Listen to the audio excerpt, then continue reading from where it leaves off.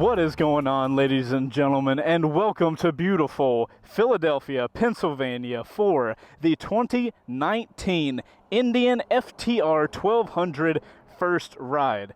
RevZilla flew my wife and I out here specifically so we could ride this bike for you guys. So massive shout out to the guys over at RevZilla.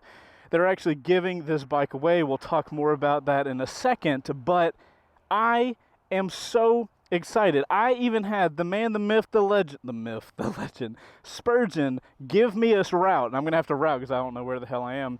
He built this route for us to test this bike out. If you guys watch RevZilla's YouTube videos, you know who that is. I'm excited. Let's get this video going.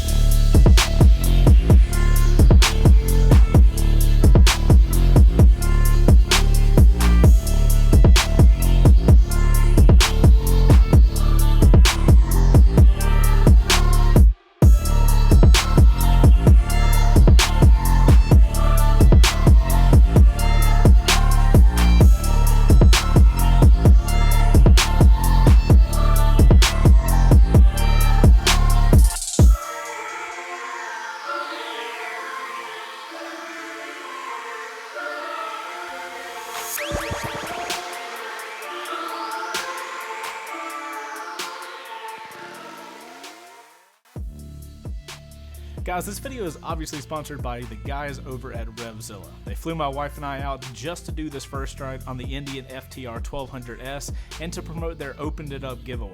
They're actually giving this bike away and kitting it out with all types of stuff, and the final bike is going to be worth over 22 grand.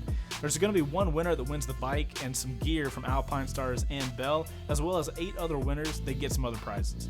There's no fee to enter. You just got to go to revzilla.com/win and put your info in and you're entered. I'll have links in the description for you to make it easy.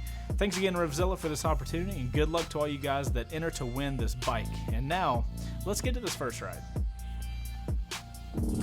What's going on, guys? We're here with the 2019 Indian FTR 1200 for the sound check. And I have my buddy Joe, who is going to come over here and rev this baby up. Joe, if you don't mind, please, sir.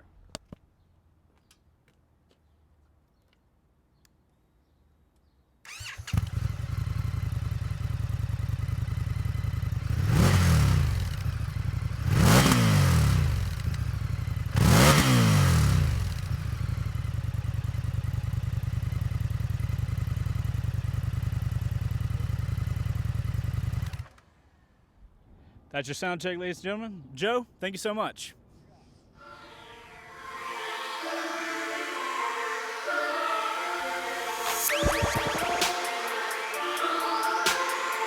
Hi guys, 2019 Indian FTR 1200 first ride. First off, I can't quite fit the ground. My toes are barely touching. I got about half my foot on the ground. I'm 5'10", if you guys need to know. This bike supposedly has 120 horsepower and like 85 foot-pounds of torque, so it's a bit of a monster. We got a touchscreen dash that we can do this with, which is really neat. You're also supposedly be able to do that. Look at that! And we got, as you can see, I'm charging my phone. I don't want it to die on me. Enough talking, let's go. Thank you, sir. He didn't give an absolute shit. All right, we're in rain mode. Whoa. Okay, so we're not even at the first stop sign. The throttle is very odd in this mode. Rain mode is there to like give you the slow mode. It's easily rideable, but there's this weird lag in rain mode. I'm not really It feels weird. It like the throttle doesn't engage. But it's not slow. God almighty, dude. The engine braking is phenomenal. And I want to be clear, when I say engine braking is phenomenal, I really like engine braking. So a lot of it is a good thing for me. I hope this routing stuff works. Yeah, dude, there's like, can you guys see my hand move a little bit? The bike doesn't necessarily respond for, you know, just the smallest amount of throttle, but then it suddenly kicks on. It doesn't really make sense for that to happen in rain mode, because rain mode, you want everything to be as smooth as possible. I gotta say, man, for a 1200cc bike, you know, just those little turns, it turns in really well. Alright, excuse me. Oh my god, the torque is awesome. Oh my lord, and that's in rain mode, dude. That's absolutely nuts. Okay, we are going to, I'm gonna try to put it into sport mode. The bike's got like 4 modes essentially. Has rain mode, sport mode, street mode, and then traction controlled like track mode. Alright, so let's try to get this thing in. If I hold this dial in, okay, there we go. So rain, standard, and sport. Let's go to standard. So supposedly you can sync your phone, your music, and all that kind of stuff. The TFT Dash is touchscreen, which is absolutely freaking nuts, dude. All right, boys, we are in standard mode now. Interesting. So that little lag, that the throttle has in rain mode totally goes away when you go into standard mode. Okay, we're gonna chill the hell out. What are these roads? These roads in Philadelphia just do up and down. I have got to be super freaking careful, or let's just say I don't want to hit a bump at the right time. You know what I'm saying? Like throttling and whatnot. All right, so let's talk about body position for a second. The seat's pretty comfortable. I've got it kind of like cups your butt, and which is good because this thing has a ton of freaking torque. As you guys can see, when I, Jesus Christ. I love this bike. Holy shit. All right, you're just riding, you're cruising. All right, cool. I'm gonna give myself a freaking whiplash if I continue that. If I'm not mistaken, this is like a cruiser Indian engine that they've just like retuned and put in a different like track, like a flat track like body. Like, this is so freaking cool, man. I remember the day that I saw an image of this motorcycle online and I was like, oh my god, that is the coolest freaking thing. And then I found out Indian makes it, and from what I understood at that point, Indian made nothing but like cruisers. So I'm like, what is a cruiser company doing making a bike like this? But oh my god, it just goes to show you, man, bikes like these engines in cruisers, if tuned correctly, are monstrous. Let's enjoy the other dash now for a moment, if we will. And apologies for all the random shit up here, guys. Like, you don't get flown out to Philly by RevZilla, like the giant company that RevZilla is, to do a first ride and not try to make it the best thing possible. So we got the extra GoPro in the front. I got the phone mount, so I'm trying to route this whole thing. So it's a little different. One thing I gotta say, man, we're in bright sunlight right now. That TFT Dash, I have no problem. Look at that. That's direct sun, and I can see it shit clear as day. That's impressive, because I've ridden, like, you know, bikes are starting to have these like fancy dashes, but if you can't see it in the sun, then what the hell is the point, right? Bright sunlight, very visible, and it's touchscreen. Now keep in mind though, just because it's touchscreen doesn't mean you can actually use it. You are still going to have like the touchscreen sensitive gloves. A lot of gloves these days are starting to have like touch capabilities, so like you can use them on your phone. Same situation, you're gonna have to have it for that. All right, so we're in second, let's go to third. So throttle response on this bike is going to be very torquey down low. You know, Jesus Christ. I think, if I remember correctly, it peaks out torque-wise at 6 grand, which, as you can see, it revs to 9 and 10. So 6 is about halfway through, and that's your max torque, you know, like that's a lot of usable torque down low.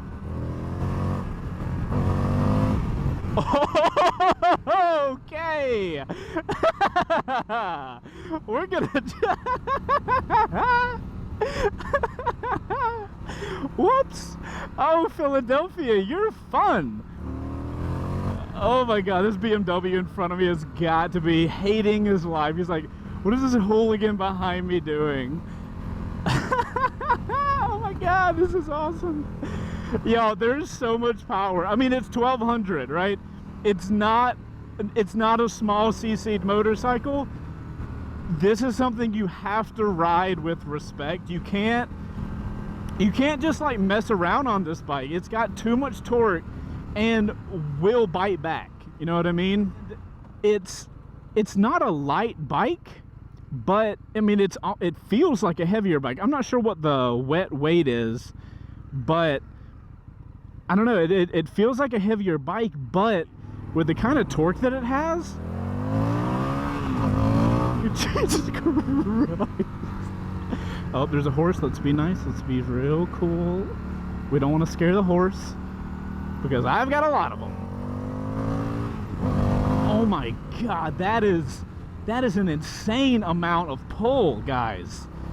It is hard to describe to you guys the level of like just ripping you through space and time that this bike can do.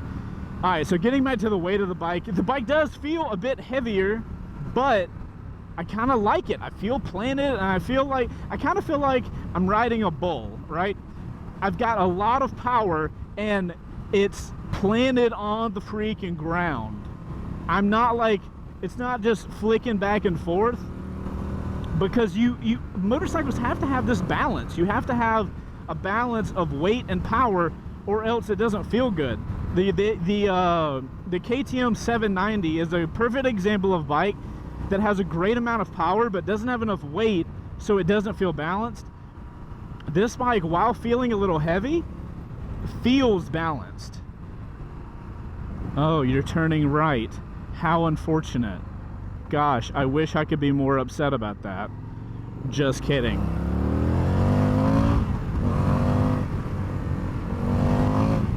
Oh, Philly!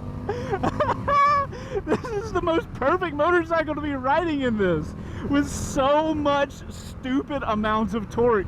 You come over these hills, and if you're, dude, I'm medium throttle. I am on medium throttle, and I'm hitting these hills at the right time, and the bike's just like, say what? Okay, let's talk about body position. I think I was talking about body position earlier, and I never finished because I'm terrible at talking when I'm having a really good time. So body position, you know, you got the seat, the cups, helps you stay upright, and thank God, because of the amount of torque. If you're riding it spiritedly, you're constantly getting just thrown back, and that little cup seat really helps out. It also, you know, I'm sitting in a kind of normal body position. I'm kind of upright, slightly forward. Arms are kind of, you know, at a higher position. But if you guys have watched a lot of, I do a ton of first rides, so if you guys have watched any of them before, I talk about bikes that have these high handlebars. Having these high handlebars gives you a lot of control over the bike, even when it's slightly heavier. So this is a slightly heavier bike. It's not like super nimble, but because the handlebars are up so high, I've got a lot of ability to move the bike back and forth, and that's very easy to do. I'm not having too much of a problem wiggling back and forth in the lane. Another pretty neat thing about this bike is it's very similar to how KTM is doing their 690 Supermoto. The tank actually starts, it ends like right there and goes underneath the seat. So you kind of have this lower center of gravity. Supposedly it makes the bike easier to, ooh, look at that traction control light blinking. Man, that traction control light is not having a good time with me. I'm just constantly going off. Kind of scared to turn it off because I feel like this bike's IMU, oh, that's another thing the bike you get with the upgraded model, you get an IMU, which basically is just a internal measuring unit that measures the lean angle of the bike and all stuff like that. But That IMU is freaking out. Like, I'm not gonna let him wheelie more than he's supposed to right now. Ideally, if I put the bike in a different mode, I'd be able to wheelie more, but I think I'm good. I think I'm good with where I am right now. I would probably get into a little more trouble than I should if I put it in another mode. Actually, no, we can't do this. I gotta put it in the other mode because you guys gotta know what the bike's like. All right, so also, I'm pretty sure this switch takes me straight to the menu. I can hit sport, I can hit the switch, and I'm back. Very intuitive setup Indian's got going on with this bike. The more I look at this dash, the more I don't really like it. I think it's just too much info. And I should be able to swipe up. Yep. And now I get a more normal dash. If you guys remember the Street Triple and the Speed Triple from Triumph, that dash that they have reminds me a lot of, this dash reminds me a lot of those. The Triumph one's switched from a black background to a white background. This one just stays white, and I'm kind of okay with that. It makes it really visible. I could change my mind on that if I rode with this bike at night, but so far I like the white. You know, for a bike with no windscreen, you're gonna feel a lot of wind. I feel wind buffeting from my hands all the way to my helmet. It's pretty universal because nothing's blocking any wind, but there is gonna be a significant amount of wind. If you're looking at this bike to be something like your commuter bike, something you need to think about. You are probably going to get a lot of wind on you. It's going to tire you out. You know, keep that kind of stuff in mind. Does have a slipper clutch on it, so downshifting, there's no problem. You have traction control, keeping your wheel from slipping out. The bike also has ABS. I do not plan on testing said ABS, but it's good to know it has it, especially on the upgraded model. This model, as we're riding it today, is somewhere around $17,500, so $17,500 for this model. There is a base model that doesn't have the adjustable suspension, and I don't know if it has the traction control. I know it has ABS, but if you upgrade to what I believe is the S model, that's where you get the adjustable suspension, you get the ABS, traction control, you get the whole package in the S. And then if you want this track replica one, it's gonna cost a couple grand more, but I really feel like this bike looks so good. I love the color scheme, I love everything about it. And is it worth that extra money? I don't know, that's something you gotta decide for yourself. But if I was in the position and had the money, I would 100% go with the upgraded track model, just for the looks, dude, honestly. So while we're riding around, oh wait, you know what? We got cruise control too, right? All right, push that in, it's on, push it down, and we can go. There you go. So cruise control, which I've told you guys, well, I messed that GoPro up. I've told you guys in the past, did we just hit cruise again? It goes off? Okay. I've told you guys in the past, I love cruise control. I kind of want it for like doing photos of my friends on bikes, so like I could have a camera around my chest, and then I could go out with my buddies and do like photos of them. That's why I want cruise control. And also it would be fun to have cruise control like on the highway on the way to the mountains, because that way your wrist doesn't get tired. I know it's kind of a, oh, you're a motorcyclist, you shouldn't care about cruise control, but I'm like, bro, if I only have to use it when I want to use it, I would rather have the option and not use it than not have the option. I don't know. Hate me if you want. I think cruise control is dope, and I want my next motorcycle to have cruise control. Will it be an Indian FTR 1200? I don't know, Indian. You tell me. God, shit. Okay, bike was leaned over, front wheel started wiggling. We are ejecting out of the sport mode. No thank you. I do not want my front wheel coming off the ground in the middle of a mother freaking turn. Holy shit. You have to remember, this bike has 1200 cc's, Jesus, 120 horsepower and 85 foot-pounds of torque. It will kill you easily and then forget about you after lunch. You know what I'm saying? Like, that's what we're dealing with here. Well, let's go all like Isle of Man level, right? No, I'm gonna get myself hurt. Holy shit. Okay, note to self, bike gets a little warm. My leg just touched something down there. I mean, obviously the bike gets warm. Look at that. They got a heat shield here, a heat shield there. All right, well, now we know. I guess it's kind of like a Ducati, right? It shakes a lot. It's got that, it's vibrating, and it gets hot. But, you know, one thing we talk about with Ducatis, with bikes and first rides, man, is character. This bike has got a shit ton of character. I will say it vibrates a little more than I'd kind of like it to, but I mean, I'm not upset. The vibrations are very slight, and it's not like Harley vibrating where like you get off the bike and you're just like your whole body's shaking just to normalize. It's just like little vibrations more than the normal like Japanese bike that I would typically expect. Let's try the cruise control some more. Can we adjust the cruise control as we're going? Can we push down and we go down? Oh, we can. Oh, that is glorious. This is cool. All right, we're stopping. We need to. Oh, so you gotta really pull on the brakes for the cruise control to disengage. That's interesting. So be careful with that.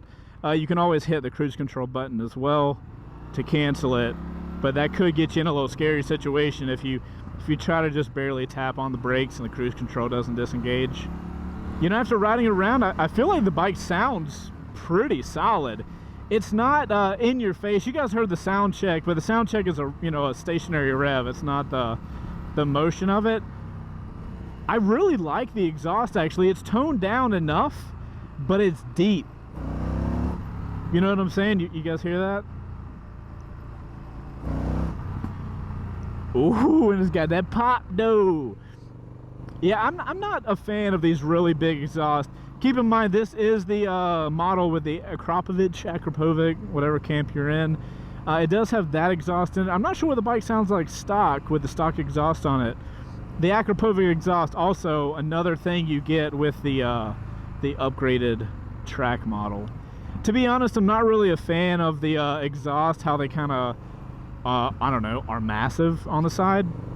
Not a huge fan of that, but I mean, it's not the worst thing in the world. I'm sure you can get different exhausts once this bike gets out in the market, and there's a lot of people that get it. You know, aftermarket companies gonna do it. They're gonna make exhausts for it. Some people might like the Akrapovic though. It does fit the vibe. I just think they're a little too big for me. I also look at that. Look in the car in front of us. Can you guys see it? That LED. God, dude, every bike moving forward better have LEDs, because why the hell would you not have LED? Ooh, false neutral, or I got stuck in neutral. Ah, interesting. Dude, I love the engine braking. That is my freaking jam. Give me that all day long. God, it just pulls, and it keeps on pulling. Oh my God.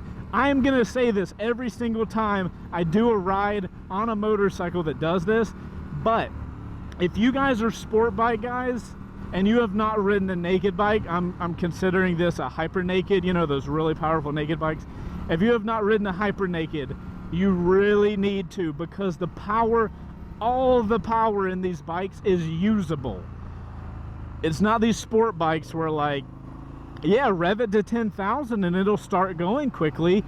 These bikes just go. Even when we're going 60 or 70, like highway speeds, the bike can still pull. The only thing that sucks is when you're on the highway, you've got the wind to deal with. But once you get like, if you took this up to the mountains or something, you could totally destroy everything up there, dude. Hey, while we're sitting here stuck in traffic, I gotta give props, man, to Indian for coming out with a bike like this. Like, from what I understand, like, they just made the concept to make it cool, and then there was so much attention from that concept video and photos that Indian decided, like, oh shit, there's a lot of people that like this thing, we should make this. Like, that's so cool that we live in a time where a manufacturer can just make this concept vehicle, and then us as the motorcycle community can just be like, No, bro. You need to make that shit for real right now, and then a company will listen to it. And this is a company that makes cruisers. Personally, I have no interest in any Indian motorcycle, but they come out with this FTR 1200. Dude, suddenly shit is serious. If you guys haven't seen the video of me and Heather flying out to Philly, I was doing some research on this bike, and Indian has done a really good job with their website as far as this bike goes. You can add all these custom parts. There's this thing you can add to the back where you can attach like a messenger bag. So if you were like going to work, you could like throw your laptop in there. I don't know, dude. I was going through the accessories catalog and like making my own bike, and I was like, dude, that would be so cool. Like get a little modification to put a messenger bag on, throw my camera in there, and like I could just ride off anywhere, not have to have a book bag.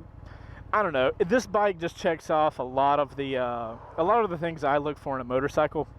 With all this traffic, I feel like we might as well wrap up, guys. I don't think I got anything else. This has been a phenomenal first ride.